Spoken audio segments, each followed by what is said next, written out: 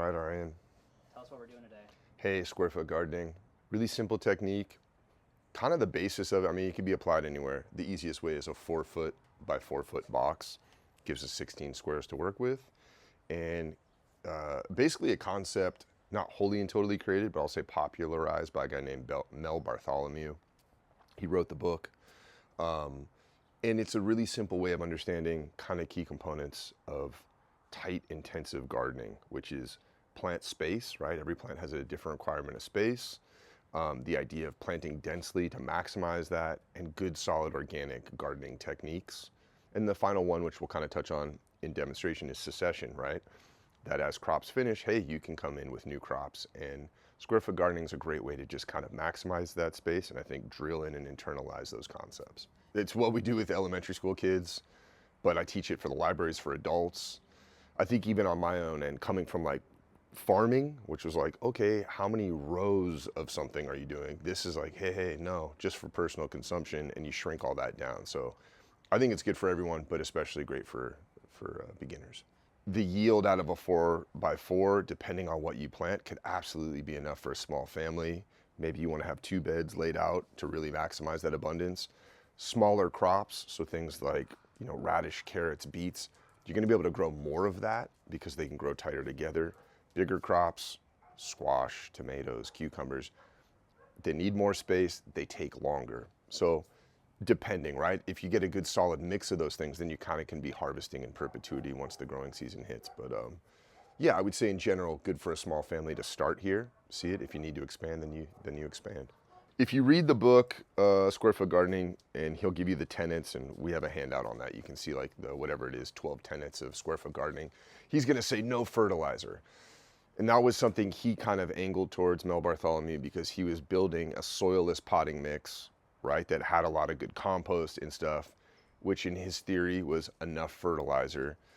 My opinion is applying organic fertilizer is doing nothing but building more of a living soil. So it's, you add it a little bit more often, and you're not basically getting into this thing of just killing the soil and just going straight chemistry, which could be the argument for why organics is better than straight synthetics. Is synthetic fertilizer really powerful, and you got to be really particular. You're just playing chemistry. The soil is just treated as a substrate to hold the roots, and then you're doing all of the work by giving this specific chemistry. So building a living soil, you can use organic fertilizers and extend that process. If you don't want to, if you want to be a Puritan of how he lays it out, then just building a really rich, complex soil from the get-go can be enough. And applying compost, and that's your whole thing. I think the benefits of having a little organic fertilizer in the mix is well worth it. I think you see the difference in flower blooms, fruit set, and all that stuff because the soil is building on itself, and the NPK, nitrogen, phosphorus, potassium, the building blocks, is readily available. If you want to take the fertilizer out of it, right, which Dean would talk about putting in bone meal, which is high calcium, and then a balanced 5-5-5, 4-6-3 fertilizer. If you took that out of it, a good rich compost, you could buy it bagged if you're not making your own. Most of the time, the bag stuff is going to have really nice stuff like poultry manure and feather meal ground up into it, which is a nice organic fertilizer.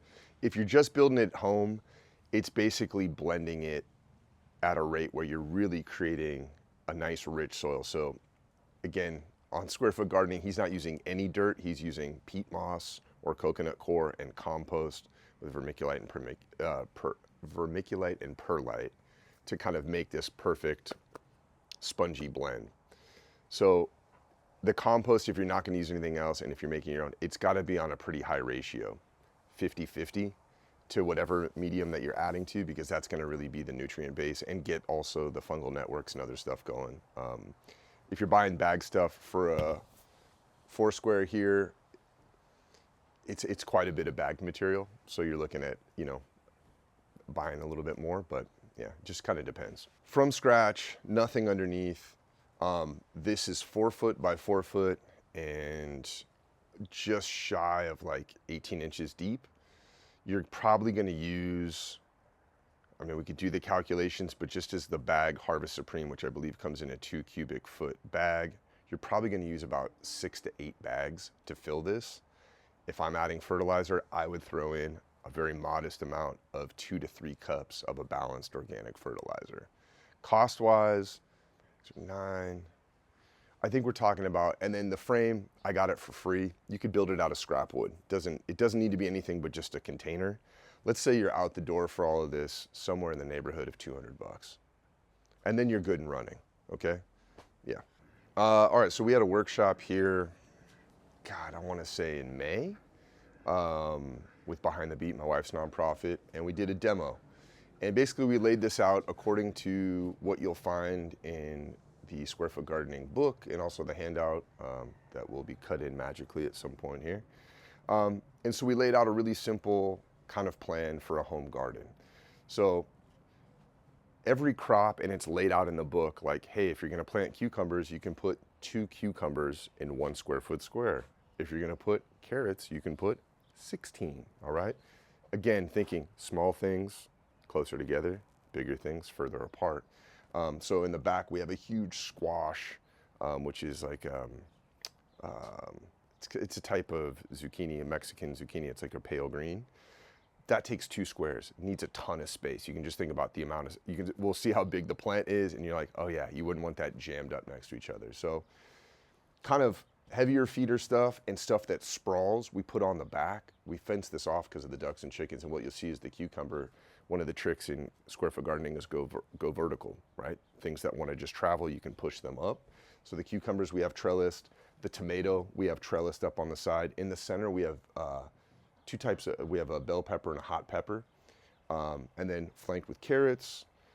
I think this sweet pepper unfortunately got tagged by the duck, so it may or may not be there.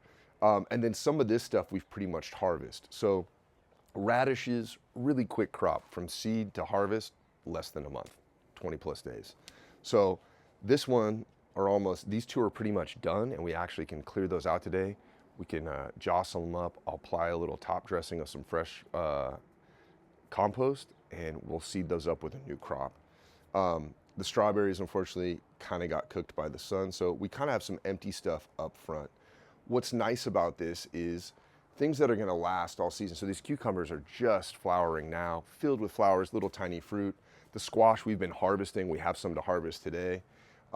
These things kind of last throughout the season, but these other crops where it's kind of a one and done, as we finish out and harvest them, so let's take the radish, we're gonna clear it out, we have an opportunity to plant something new. And I think that's the idea of succession planting. That sometimes can be hard to conceptualize, but when you see, oh, that square's empty, it's a really easy way, okay, I'm gonna plant it with something new, and you're jumping right back in. So some of this stuff is still hanging out. A lot, I would say, of the smaller stuff is gone at this point, and we kind of have the main staples. So we'll be able to look and see what's going on, and we'll be able to fill in some new stuff. Certain plants like to work with each other. So planting squash and cucumbers right next to each other, they compete for some of the same nutrients. They're in the same family. So giving some space to that. Lots of times other crops like carrots can be in support of what's going on, both in what the nutrient exchanges and what their nutrient requirements are in the soil. So little handout, it's not absolutely dogmatic, but it wraps your mind around certain plants want to work with each other, and we built that into the kind of design here. I think if you take the principles of building rich soil, putting in compost, and if philosophically aligns with you to fertilize organically or not periodically, that's all you need to know. You don't need to get into the minutia of soil science and all this other stuff, especially if you're working with nice, constructed soilless mixes, and not just the earth, then you're not going to be dealing with stuff with like clay compaction and all this other stuff that might make growing in the ground a little bit more difficult. So from the board, in the back, we got our tomato trellising up on the side. You can see its little yellow flowers. Next to it, the cucumber, which is growing up on this kind of chicken wire we have in the back. So trellising is a big deal. We really kind of put this in because what you'll see is this has been open just for the day. And who's eating it? The ducks, okay? So we have ducks here, 30 of them. Greenery to them is very ideal and exciting. But so that's why we put it, but it's a nice trellis in the back. So tomato, cucumber. This squash is from the back corner, and ideally, if I'd been more on it, we would have pushed this up and tried to trellis it in the back. It's basically laying across the center of the bed and coming forward. So our back crop is from the initial planting. Hidden in here in the center are peppers. So we got some nice jalapenos coming in right now. And what's nice about the squash and all that kind of, oh, it's gonna land on you maybe. You'll be all right. Got it. Oh, wow. Whoa. All right. Miyagi-san. Miyagi-san, dude. What is that? Is that It's a fig beetle. They're really friendly or not? friend or foe, but duck food more than anything. So if we take it, boom, frenzy. Right. So this little jalapeno, without the risk of totally breaking it. But this is a plant that's being choked out. Yeah. So I mean, look, can you see that? How it's all. This is pulling on this to get its. So I'm freeing it up, unensnaring it. So that's the benefit of taking a squash and actually trellising it. What I'll say is the proxy benefit here is peppers here in the valley can burn pretty easily. So having these huge shade leaves, kind of actually a nice thing for it. But so yeah, if it'd been more on it, I think pushing this towards the back, I'm losing a lot of space here and it's kind of just taking over this bed, but that's where we are now. Yeah, so I'm gonna actually trim off some of this. That way we can see this empty space underneath. Give me duck food. Maybe we go, that's kind of a nice little umbrella, isn't it? All right, we'll leave it. Up here, this is the last of the radishes that didn't really bulb up for us. So, little baby radishes. I mean, could you eat them? Sure. Could they be duck food? Absolutely. And so as we kind of clear this final little bed out, the rest that we've harvested, I believe we had radishes and lettuce up here, but 2 beds of radishes that are now empty. So we've got a nice empty spot. This is fair game to plant up now. Super simple. Tell us about succession. So succession is this crop is finished. Rather than just leaving this vacant for the duration that the rest of this is going to keep growing, I have the opportunity to replant this a little bit. So ideally we rotate crops, right? We don't keep planting the same thing in the same spot. So this was radish. This is good principle. It's not mandatory in this context, but I'm gonna come in with purplet onion, okay? Can we hold that up again? Yeah. There we go. Perfect, thank you. All right. Really nice, small seed, all right? Easy thing, small seeds stay close to the top, big seeds go further down. The onion So a little bit more about that. What was it? It was twice as deep as the seed is big? is wide, right? So twice is, whatever the width of the seed is, twice as deep, okay? So small little thing that's 1/8 of an inch, it's only gonna go to 1/4 inch in. You can imagine something big like a piece of corn that's like 1/2 inch, boom, it's gonna go an inch down. So it's the stored potential in the seed, right? So, hey, I'm gonna freshen up these garden beds real quick before I plant. Look at that, all right. Got some nice fungal activity. I'm gonna take this, I'm gonna top dress my little bed. If I wanted to add fertilizer, I could, but we got some good stuff going on here. So hey, here's my 2 little squares. Now understand this. The square is just for our own brain, right? It's not doing anything down below. This is a conceptual tool for us to understand how to maximize this space. Green onion, we could do 16 of these per square. What I'll say is we're just growing these as bunching onions, so I'm gonna divert a little bit from the dogma of square foot gardening. I'm gonna take these and just kind of lightly sprinkle it over the top. It's gonna give me somewhere between, let's say, 15 to 30 onions in this space, but I will thin them out and eat some of those onions as little baby onions, right? Little scallions, if you will, and then some can go to full size. So again, you can play with these things, right? We don't have to, well, he only said 16. It's okay, we'll be all right? So if I come in here, right, this really scientific technique, and I'm just gonna sprinkle over the top. Sprinky, sprinky. Easy, easy. Boom, there was one. Coming to the other square. Sprinkle over the top. Magic. Wow, I have some extra. I'm gonna keep going. Why not? Let's have fun. All right, look at that. Holy smokes, how am I gonna cover it? I'm gonna reach back with another little handful. Boom, lightly cover over those seeds, right? Pat it down. We'll water this in. something like this. In general, most everything takes 7 days to germinate, okay? Onions and carrots, on the other hand, though, take Pearl out of here. Sorry, that's her, man. No, that's all good. Get out. This happened on the dock too. Onions take about 2 weeks, so you got to be patient. Anytime we're germinating seed, any time of year, it's about constant moisture. If it dries out, seed need two things, heat and moisture. We got the heat right now. It got to have the moisture, so it's got to be a daily thing. We have to check in on it and keep it moist. Once it cracks open, a little bit more forgiving. As it gets more and more mature, the more and more resilient and forgiving it is. Water can be way more spaced out. Having something like this with these huge leaves, having this dense planting, not having the sun just cook the soil, we're guarding way more moisture in the soil too, right? So that in and of itself becomes a trick of kind of being climate resilient, if you will, all right? Dense planting, we're shading the soil. Hence why leaving this over my little onion patch, it doesn't need a tremendous amount of sunlight in the beginning, it just needs heat and moisture. So this over the top's kind of a nice way of guarding some of that. And you know, so you're here, we just planted up a new crop. We're gonna come in,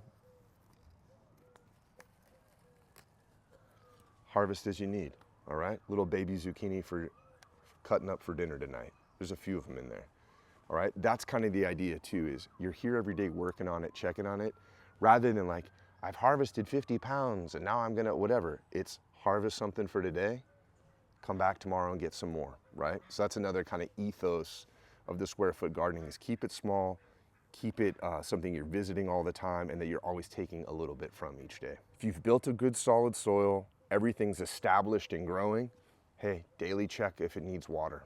Depending on your climate. Here, yeah, daily watering. You know, it might be in some other parts, maybe doesn't need that often, but it's gotta be a part of your routine. It can't just be a set it and forget it. So for me, this is right on my way to my workshop. I see it every day. I can check in on it, give it some water. And you know, some days it needs more attention than others, but in general, we've been playing with having a little shade here. Just we went, right when we planted, it was actually kind of a heat wave. So we needed to do something to kind of give it that space. Importance of shade is that it keeps the moisture from just being drawn out of the leaves, right? And the soil. So a little shade in direct sunlight during the core heat of the day can have a huge effect. So shade cloth comes in varying degrees from 10% all the way up to 90%. Even just putting something up that's like a 30% shade cloth over something that's establishing itself can be super beneficial. You don't want it to live in shade. What you'll see happen there is things reach, they get really leggy and they don't build strong stalks because they're reaching for the light. So there's a balance. Super simple would be 4 posts around this bed where you could drape a shade cloth over the top, put it on when needed, take it off when necessary. That would be ideal, and just go for less is more. Get a light shade cloth, 20 to 30%. You know, if it's not enough, you can put a second layer on top and make it up to 50, 60, right? So I think that would be the way to go. Super, super simple. I was gonna say observation, there's no substitute, so you're gonna learn through the process. Failure's gonna teach you a ton, and it's just gonna be incremental understanding. You also might hit some stuff out of the park and have beginner's luck and be like, holy smokes, I love this. Like, it's just gonna be a process. What you're getting into is bringing this into your reality. So hey, if you're in the Valley area, I'll come and give you an estimate and a walkthrough over an hour for a small fee. I'll give you a one sheet on a roadmap on what you could do for your particular situation, so you can reach out to us there. If you're looking to build stuff like this, myself or Soiled Inc., Alex Plaza can come and install this, do drip line, irrigation, lay things out. And then our community composting site, we build a pretty quality, locally sourced soil amendment compost. And we also have a good working relationship with some local nurseries. So all of those things, we've cultivated those kind of skills and relationships, and we're here to help you. Specifically if you're in the Valley area. We're not tackling all of LA, we're gonna keep it local. So that's how we can help. And then online, you know, come check out some of our online content, some of our online resources. And we're open every Saturday to the public, and hopefully more days with more workshops where you can come and get that information here. It's simple yet profound. My buddy Pierre coined that one about gardening, and it's start small, take a 5-gallon bucket and grow one thing you like, put one tree in the ground, whatever, and start from there and then expand outward. And I think there's just no replacing the joy of being able to cultivate your own sustenance, right? to grab a nectarine off of that tree, fantastic for me. Tastes better than anything I'm gonna get in the market, to me. Partially because it's sitting in my yard and I know what it took to get there. So I think there's a little bit of a journey there.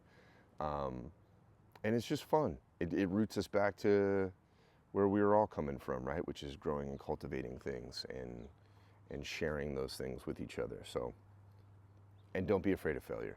It'll teach you that one. You're gonna fail. It's great. It's awesome. Cool. Yeah.